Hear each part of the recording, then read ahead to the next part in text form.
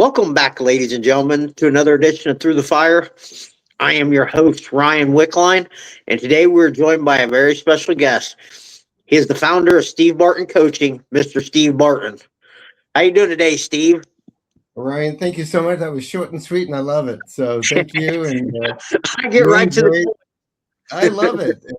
That's how I am too. I'm up in Portland, Maine, where everyone comes to vacation to get out of the heat. So anyway, so I'm loving it here in the summer, Yeah, and not, you get many tourists up there during the winter. winter I'll leave anytime. Anyone want to invite me to their place in the warm weather? I'm there. Yeah. So you don't get as many tourists up there during the winter time. No. Everyone who has any money leaves. They go to Florida. I don't blame them there one Yeah, bit. yeah, yeah. And Awesome. it's tax free. So the big thing in Maine is anyone with any wealth is 6 months and a day in Florida. Yeah, Nice. yeah. All right. So the number one question the audience is probably wondering right now: Who is Steve Barton? I was just telling him, I'm trying to figure that out. I'm 70 years old next month, and I haven't figured that out yet. So I'm always, I'm, I'm pretty much a truth seeker. I love learning stuff. Even at 70, I'm voracious learner. I'm not a big reader. Born with ADHD, but I find things out. I love social media. I'm a TikTok is my research and development. My girlfriend will say to me, "What are you doing? You're always on TikTok." It's research and development. How does that go over when you tell people that? I don't tell many people, but apparently I'm telling a lot of people right now. So I I love information. I want to know. I love following the money. I love following who's telling the truth, who's not. And I am an absolute conspiracy historian, and I love it. And I don't get upset about it. I just want to know. I just follow the tracks. Look at with ADHD. We're pattern seekers. We just want to know patterns, and I'm good at it. And whatever I can do something about it, I'll do it. Whatever I can't do anything about it, I just keep my mouth quiet. And Yeah, so, yeah. awesome. Mhm. What is the game of 10 and how does it help high performing individuals eliminate self doubt, fear, guilt, and shame? Okay, we'll get right to it. We're Yeah. gonna get right to it. Yeah, let's get to it. It's a game of 10. We're all appointed 10. Every single human being on this world. And I know it's a big lie that there's 8.5 billion, but whatever the amount that is on this earth right now, we're all appointed 10. And in our life, have you ever seen Dr. Bruce Lipton? He talks about how we're in theta from the age of 0 to 7. And he talks No. about the Jesuits say, "Give me a child from 0 to 7, I'll give you the man." And we're in a state of theta. So we take on all the generational traumas of our parents. We pick up all the nuances. We're like sponges. So we're in this hypnotic state of theta and we pick up everything. And that is our inner child.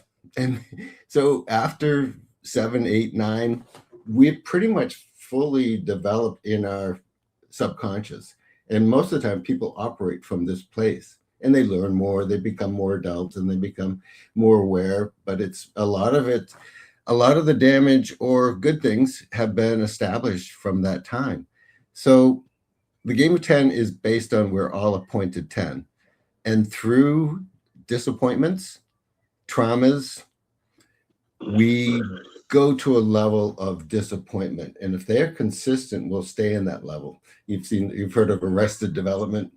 It's the arrested development. We get stuck there. And the interesting thing is that whatever level of awareness we're stuck at, we attract that into our lives. Friends, relationships, experiences. So it's hard to get out of it because it's all you know until you start doing the work. And the work is letting go of the things that you don't like, want, choose, and keep the things you do. So really focusing on what you love versus fretting or worrying and getting overwhelmed by the things that you don't want. Because what you think about, you do bring about. the power of thought is very powerful, but the power of awareness is much more powerful. So the game of 10 is all about working from a state of awareness. And you hear this term, alignment, awareness. What is it? Well, they're infinite words. So it's kind of like saying, what's God? It's infinite. It's a universal experience and each one's experience is different. So awareness is our collective consciousness. It's the space between the words. It's our inner peace. It's our inner silence, and we're so addicted. Eckhart Tolle says the biggest addiction we have in this world is thinking and overthinking. That's probably true right there. Bingo. So what I coach people on, I think if they ask me, I say, I teach you how not to think. What's going to happen if I don't think? I said, you're going to know. Okay. Would you rather think or would you rather know? Oh, I'd rather know.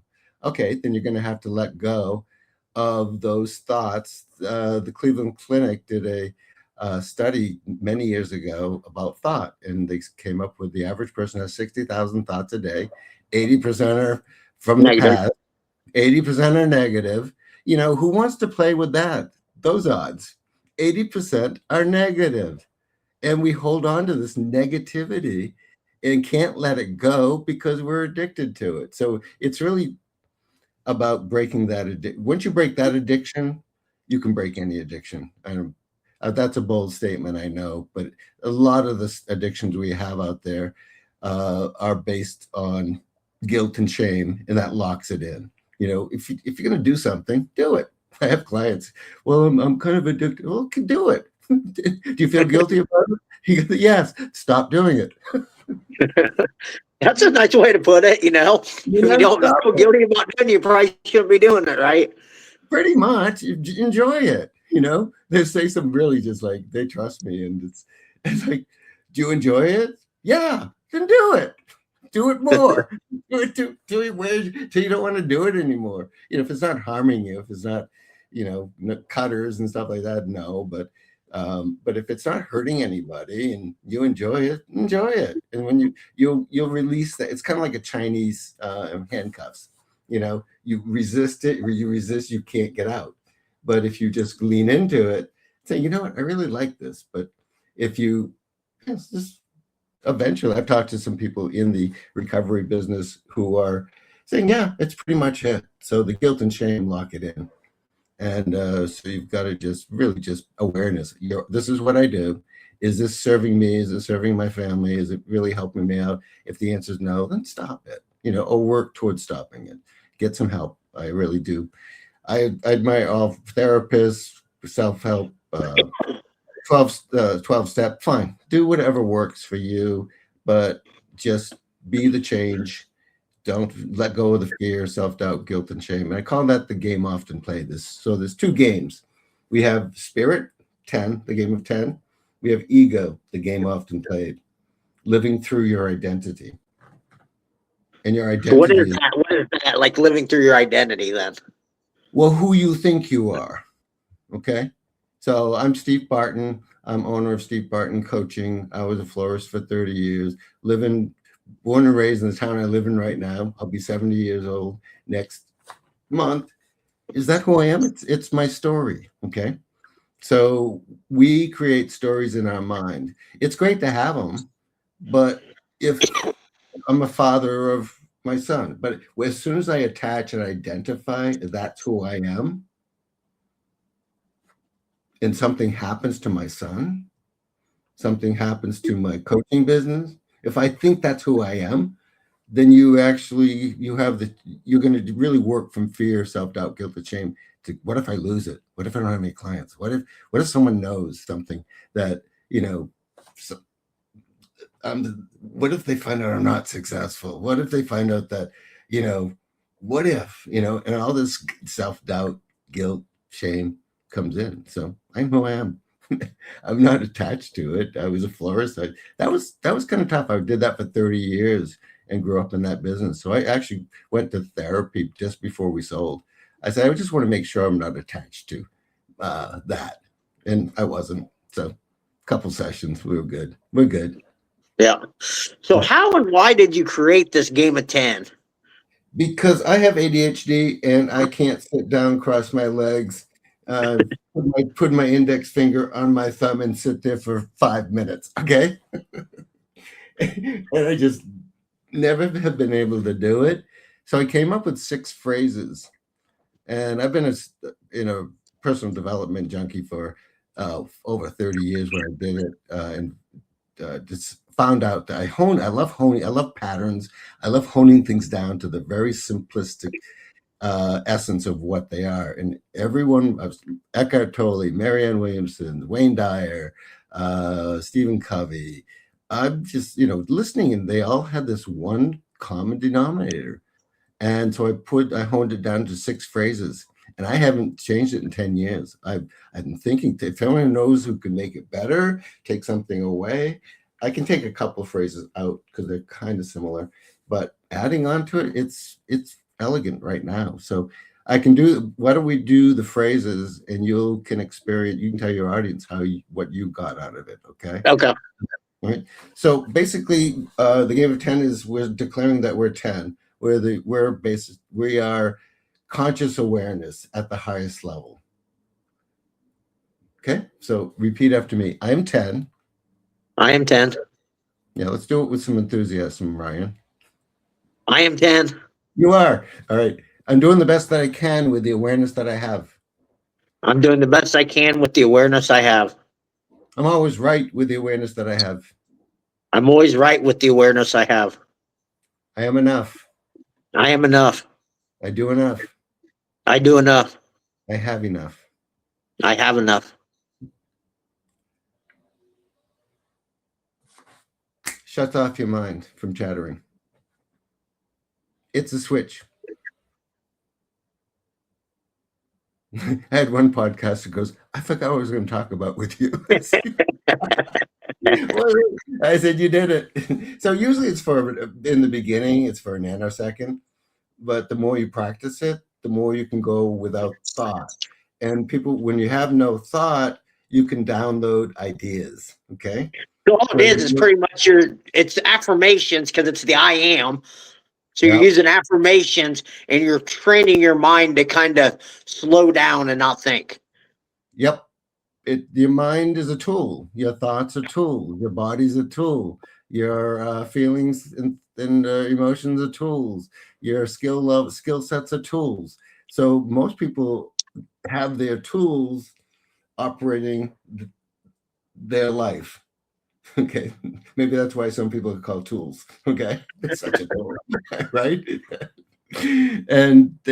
But operating from awareness, you're aware of your thoughts. Is this a thought I want to keep? Is this a thought I want to let go of? So I'll teach your audience I've learned from Marianne Williamson was one of my coaches during COVID, and I've been following her for 30 years. She goes around the world coaching and lecturing on A Course in Miracles.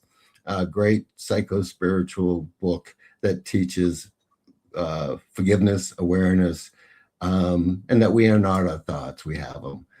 We are not our feelings, we have them, and all that. So you have to have that distinction. It's not separate because it's all part of it, but it's also having the awareness to use it effectively. Sharpen your thoughts, sharpen your skills, sharpen your feelings, sharpen your emotions. Just be aware of them, and it doesn't mean you don't use them. I love thought. I think consciously. All right. If I catch myself overthinking, whoop, those 6 phrases. Overthinking. If you're overthinking, you're going to get overwhelmed. So the sweet spot is whelm. WHELM. One of my favorite words. And you don't want to be underwhelmed in life, and you don't want to be overwhelmed in life. You just want to be that sweet spot of content. And it's not boring because you download.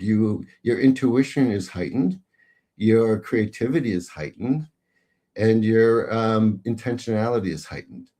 When you have no thoughts, you can really say, this is my dream. Because you have to download a dream, download an idea. This is a really cool. I'm gonna, is it something you're passionate about? Then use your toolbox of thoughts. How am I going to do this? It's strategic. How am I going to do it? And when you have intentionality and intuition, you're going to be aware of who who to call, what to say. Yeah, things are going to start happening. Everyone's in this audience has had strange things happen. Oh, I was thinking of this great idea, and guess who came into my life? This person. It just came to me. Everyone has these, but most people just blow it off and saying, yeah, it was nothing. It was a coincidence. Well, it was a coincidence. And there's always coincidences happening all the time if we are aware of it. Yeah, I don't think anything's a coincidence anymore. With everything I've experienced in my life, like I know when things happen, it's like it's something's trying to be relayed to me. I'm aware enough to know that. Yeah, whatever you want to call it, the universe is telling you what you're on the right path or you're not on the right path. You want to be on the sweet spot of that highway, and the universe will tell you if you're hitting the rumble strip, the gravel, the side rail, and then the ditch. So the ego will always bring you there if it's in charge. It's like your inner child is driving. Yeah. What transformation can someone expect when they begin applying the Game of 10 principles?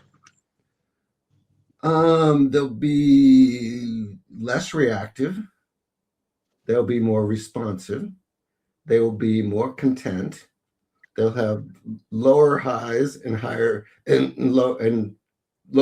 higher lows in the beginning, and then eventually you'll just be on cruise control, and you're operating from awareness. And I say from awareness, the Game of 10, your lowest point is going to be content. Your highest point is going to be bliss. Okay. In fact, I'm in a BNI group here in Portland, Maine, and I give 2 sessions to my members because they're my sales team, and one of them, and or all of them, but this group is one area. And I came in one day, and his name is Steve too, and I go, "Hey Steve, how you doing?" He goes, "Oh my God, I've been up all night. I've been overthinking. My mind is racing, and I can't make it stop." I said, "See me after, okay?" So we went into another private room, and so we did those phrases. And he goes, I can't think. I can't think. He starts laughing hysterically. And I go, "You blissing out?" He goes, "Yeah, I can't think. I can't." I said, "If you leave your body, let me know. I'll help you get back in." Okay. So he was laughing so hard. And so it broke him, it released that chatterbox because it answers all the question our ego or mind-made self wants to make sure we are all set and safe. Okay. But it's really a hovering, overbearing voice or entity in ourself that has been traumatized, it's been disappointed, and it just wants to keep you safe from getting hurt. Okay. And it will keep you away from love because, oh my God, what if someone rejects you? What if you go out to someone and the only thing it's afraid of is love? That's how insane it is. Yeah. Yeah. So how long does it take for you to get somebody like saying those phrases to get to where they can stop overthinking like that? Typically for me, coaching with them is about a month. And I tell when I get a client, I say it's going to be 3 months coaching program because I need to get you to 10. The first month, we're going to focus on that. The next 2 months, how are we going to incorporate this? At 10, guess what? You get 100% of what you asked for. At 6, you get 60% of what you asked for in the game often played. At 3, you get 30%. At 1, you get 10%. 90% of your life stinks, and we attract it. Why does this keep happening to me? And you put a 1 with a 10, they're going to think the 10's crazy. And the 10's going to think the 1 is like, why didn't this guy, get some help, So they're different vibrational levels of awareness. And it is a vibration level. It just is. Your happy is a different vibration level than depression. So, and that's a different radio station. So that's where communication comes in. If you were operating from 10, I get people. I've been a 1, I've been a 2, I've been a 3, up to 9. Okay. So I get it. So I can communicate with anybody. basically. I get it. So, but somebody who's never been a 10 and never been happy, no, they don't get. They think you're fake. They think you're crazy. They think, what, what's this guy on? Right? So, yeah. So what kind of work does it take to get to them to a level 10? They have to let go of all the fear thoughts, all the self-doubt thoughts, all the guilt thoughts, and all the shame thoughts they have about themselves and others. So I actually taught a minister how to forgive. He was a client. He goes, oh my God, I never thought of it this way. So part of the game of 10 is when you say these phrases, it really opens up your consciousness. So there is no subconscious. You've just opened it up because consciousness is consciousness. There's no subconscious. It's like, it's just consciousness. And that's what we are. We're consciousness. And we're living a human physical experience. So from that premise, when we say these phrases, the good comes up, the bad, and the ugly comes up, like you open up Pandora's box. So I won't leave you without knowing, giving you a tool, what to do when it does come up. So Marianne Williamson, during COVID, she was my writing coach when I wrote the book, The Father, the Son, the Aha Moment with my son. And she was also, I took Miracle Minded Coaching. It was graduated from the Gestalt International Studies Center for my basic coaching training. But I was really been loving A Course in Miracles for many years. Great book. And saw on Facebook during COVID that she was in Washington. She was grounded because she usually travels the world lecturing on this book. And or if she wasn't running for president too. So anyway, I got to get to know her writing the book. And each Wednesday she'd have Incubator Church every Wednesday at 4:00. And she taught me a way to let go, AKA forgive. And so basically we have two things above our ears each ear called temples, right? So our mind is a temple. And it's based on the premise that we're an idea in the mind of God. God's an idea in the mind of us. So in our mind, create a temple. So you can have the Ryan temple. I get the Steve temple. And in that, it has to be sacred. It has to be divine because we're going to give it. It's a sacred work by letting go. It's sacred work. I'm not going to sugarcoat it. So in your mind, create this temple. In the mind, create an altar. I asked Marianne one time, I said, if I had a client who was a carpenter, could it be a carpenter's bench? She looked at me and goes, no. She said, no. I said, I should do that. I'd ask her. I wasn't afraid of asking her questions. And she'd be so blunt. It was funny. I laughed. Inside, I was laughing. And so, no, it's got to be sacred. I said, okay. So I'm saying this to the audience too. Good. She's got great advice. She's been doing this for over 40 years. And so create this altar. What people think they have to do is forgive a person, place, or situation that happened to them. Okay?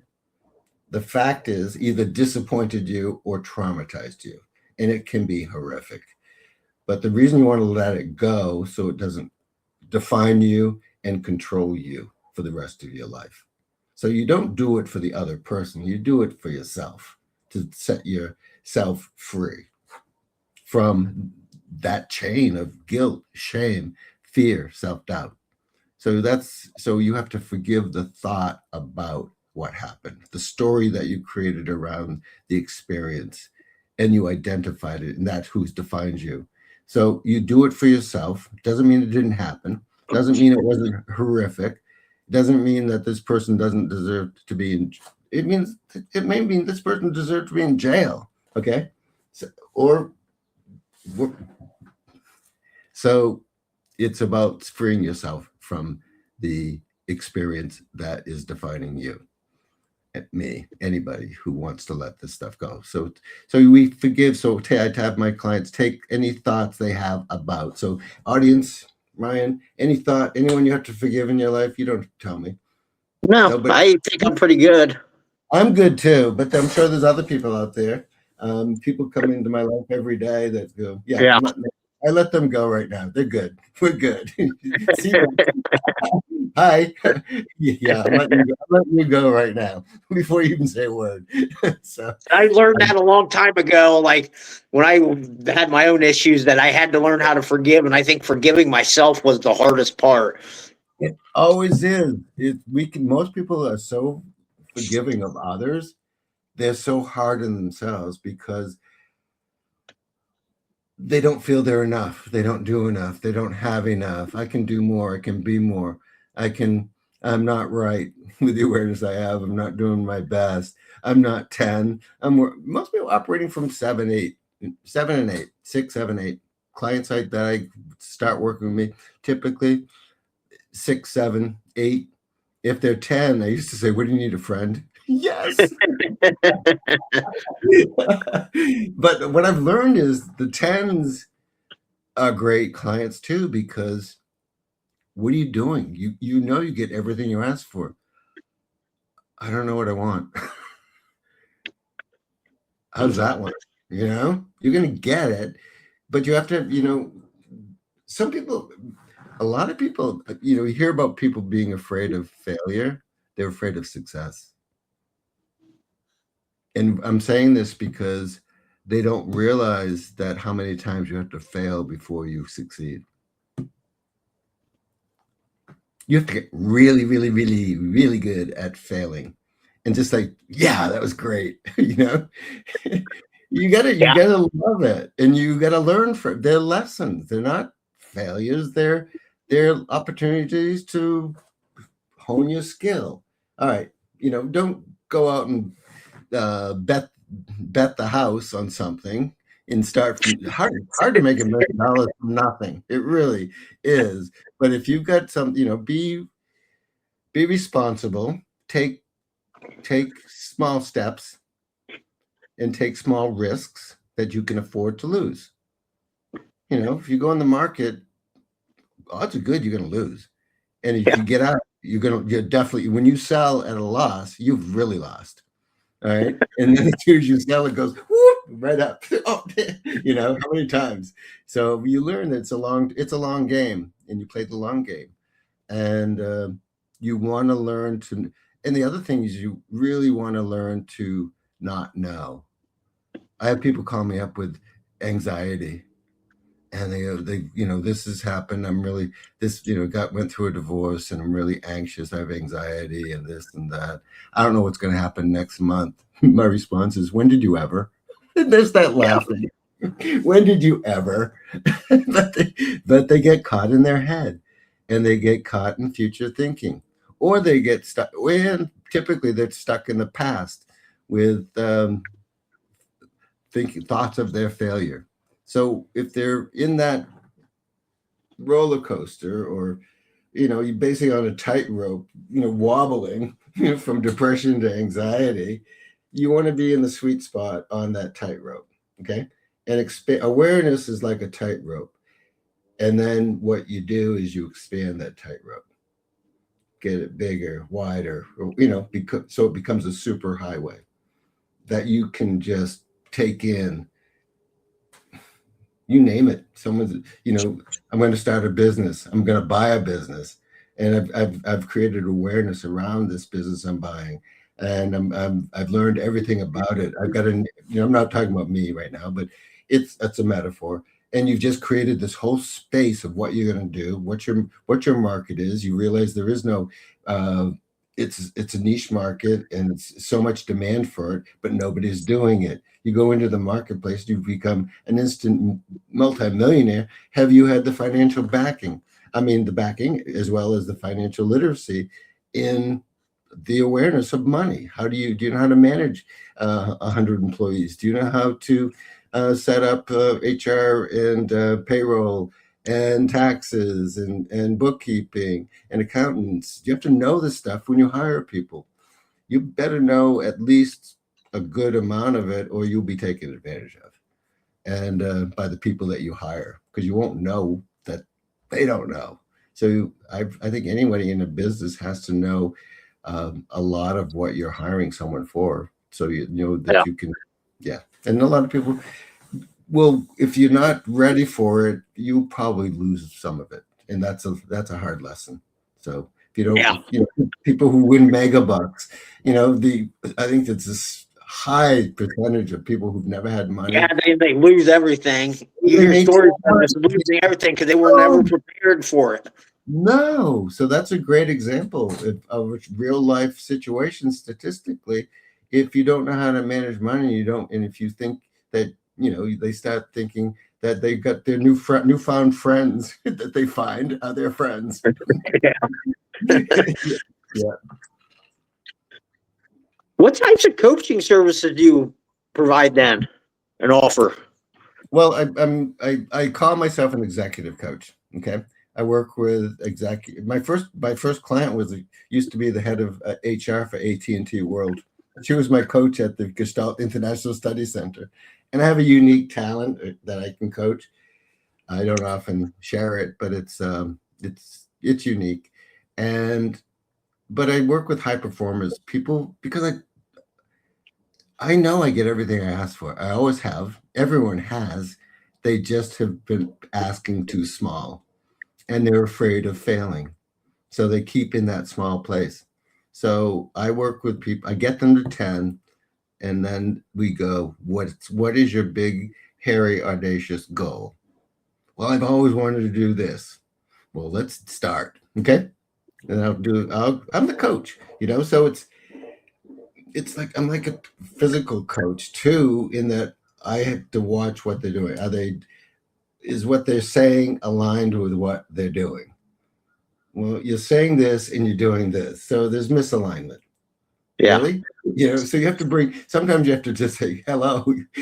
You're saying this and you're not doing anything, so action has to be involved. Yeah. Okay, and that's part of me is just saying what I see. I'm observing. I'm not judging. I'm observing it. My mother-in-law used to say, "I don't judge. I just listen to what people say and then form an opinion." Well, that's judging. So, what would you say probably the biggest challenge your clients face?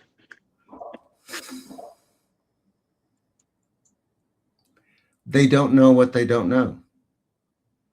And my job is to just continually learn how to break through and say it in a way that they hear it. That's my skill. That's what I want to hone that skill. What can I say to you? How do you like to hear things? Do you like to be? I'm the type. Just tell me, okay? I work. Yeah, I'm just if I'm No being an nonsense. Just be if I'm blunt being about it. if I'm being an unaware idiot, just tell me, okay? Tell me I'm being insensitive because I'm not seeing it. So I'm open for you. Tell me. Be kind, but just tell me. Well, don't say this to so and so. They don't like it. Okay, cool. Done. Done. Right? I like it. Yeah. So, have you wrote a book yet? I have written a book called The Father, the Son, the Aha Moment. Tools So for I thought you helping. said. Yeah, and tools for helping you and your child develop a path to happiness. So there's a story there if you want to hear it. How much time Yeah. do we have? All Go right. ahead. So well, during COVID, Marianne Williamson was hired to do miracle minded coaching and write a book. This company was called Difference Press. So Angela is the owner. Hi, Angela, out there, if you're listening. So she was the owner of this company, and I took the coaching course, and it was, I think it was quite a long process coaching course, and I finished it in a month. It was a 3-month course. I finished it in a month. I've been a student of A Course in Miracles for 30 years, so I love it. And it's just like I was having fun filling in doing the homework. It was like refresher. And then I noticed on Facebook that same company, Difference Press, write a book, and so I applied. And the owner called me up and said, "Steve, you're in a pile on my desk of I don't know what to do with you." I said, "Welcome to my world." Yep. Can you relate? Yep. So she goes, "You're in miracle minded coaching. It's really a lot of work." And I said, "I finished all the homework." She says, "I know. I wouldn't be on the call with you if you hadn't." And so, what's the name of your book? I said, "Called The Game of 10." This was 2021. And she goes, nobody's going to buy it. I said, okay. Let her simmer in her own juices. And so it's okay. She goes, don't you want to know why? I said, no.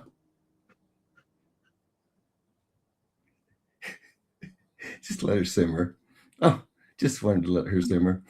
Let her burn. And so she goes, well, I'll tell you why. She says, you're not Beyonce. I said, okay. I was dying inside laughing. And so if you were Beyonce, she goes, if you were Beyonce and you wrote a book called The Game of 10 to be a New York Times bestseller, I said, okay. She goes, what else you got? I said, I'm writing it with my 18-year-old son. Oh, a parenting book. That I can sell that all day long. And I said, cool. So that's how it became a parenting book. And the name, I think, is great. Marianne, one day at Incubator Church, she goes, Steve, what's the name of your book? I said, The Father, the Son, the Aha Moment. Oh, I love that name. I mean, she goes, this is a New York Times 7 times bestseller, 13 times author. I love that. I'm so horrible naming my books. Where'd you get that name? Did you see it somewhere? I said, or did you, she goes, did you download it? I said, downloaded it. Download. Yep. And I got another story that was really funny. So it became a parenting book, and I wrote it with my son. And yeah, that was great. One day, Marianne, we get out. I was one of 20 people in the writing course. All of them were women of all ethnicities, and all going to write a book that will change the world. And I was the only white male boomer in the whole group. During the peak of wokeness, honest to God. And it was like, oh dear, okay, just be quiet, be respectful, don't say anything. And so, but she was great to me, and they all were great. I've got still 2 good friends that came from that group. So one day she goes, it was great. One of the highlights of writing the book and meeting Marianne, and she goes, everyone. So she holds court on Wednesday afternoon with Incubator Church. Everyone, on a scale of 1 to 10, how bright does your light shine on the world? Steve? 10. Next one, 7. Next one, 8. Next one, 6. Next one. I was the only one. There were 12 people on the call. Usually there were 12 people. And she goes, Steve, what made you say 10? She had no idea. I had the game of 10 registered for several years before I met her. She goes, what made you say 10? I said, it's not an option. I'm 10. This is, you show up as 10. It's not a choice. Who I am. It's what I do. I'm 10. Ladies, did you hear that? She's going, what did you have to give up to be 10? I said, fear. Well, that's pretty big. Like, fear of what? I said, fear of failure, fear of death, fear of success, fear of just any fear. Let it go. Ladies, did you hear what Steve said? So what else did you have to give up? I said, self-doubt. Ladies, did you hear? Steve had to give up self-doubt. She goes back to this. I'm going, oh.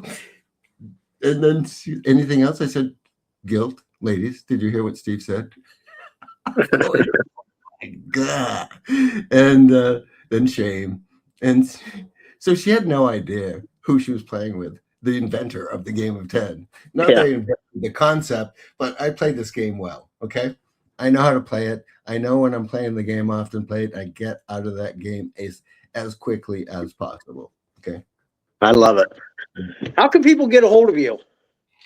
They can get a hold of me by going to my website and booking a call. I'm a horrible salesperson.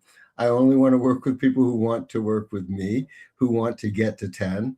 And I don't want to I don't sell. Coaching is really, I want to find people who are passionate about getting, from where they are to where they know they are appointed to be in life. Life is meant to be pretty go with the flow, okay? But we get disappointed and traumatized, so it becomes difficult for a lot of people. And I get that. And it's hard to break out of it. So that's what I help them do. So www.stevebartoncoaching.com. Download my book, The Game of the Father, the Son, the Aha Moment. It's free. Go to Amazon if you want the hard copy. I mean, a paperback copy. I've got probably I'm going to say by January, the actual Game of 10 book is finally going to come out, because that's just Nice. the book. I wanted to write that first. At least you're going to get to write it and publish it. I wasn't Beyonce, apparently. So I love it. Yeah. Is there anything we haven't covered that you want to talk about? No, but I think anybody who does do those phrases, it works. Check out my recommendations on LinkedIn and my videos on my website. I made it up. Are there many ways of doing this? Yeah, infinite. So I came up with a brand. I came up with a process that works. So whatever works for you and it's working, continue doing it. So I'm not saying this is the only way. If someone wanted to follow this as a religion, I'd say, go away. Please. No, get away. So use your religion, do whatever works for you. If it's transcendental meditation, great. If it's exercise, great. If it works for you, if it doesn't work for you, then recognize it and ask. There's so much stuff out there. There's so many tools to use. AI, people freaking out about AI. It's a tool, okay? Use it, okay?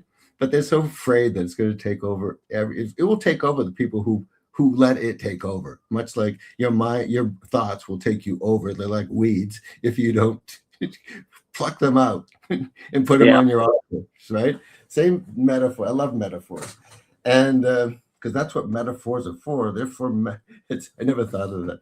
What's a metaphor? All right, final question. Yes. What is one piece of advice you'd like to leave our listeners with about overcoming adversity?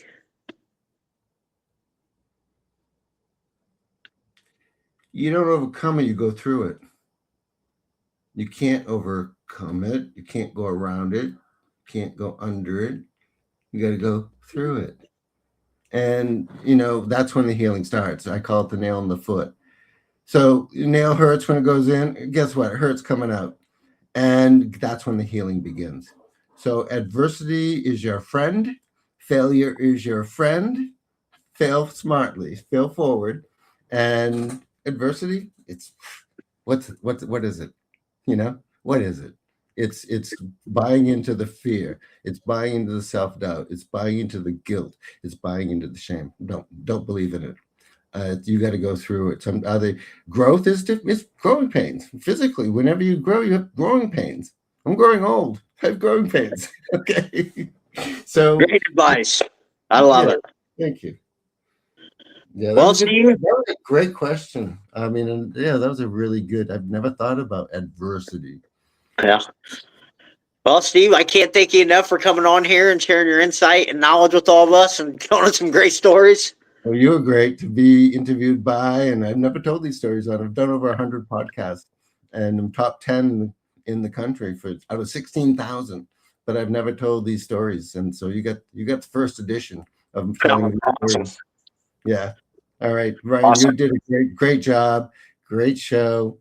Audience, you're lucky to have them. And I'm going to listen to you. You're just a very cool guy. Appreciate it. I appreciate it. Well, guys, that's going to be all the time we have here today. Remember, the only way to get what you want is go through the fire.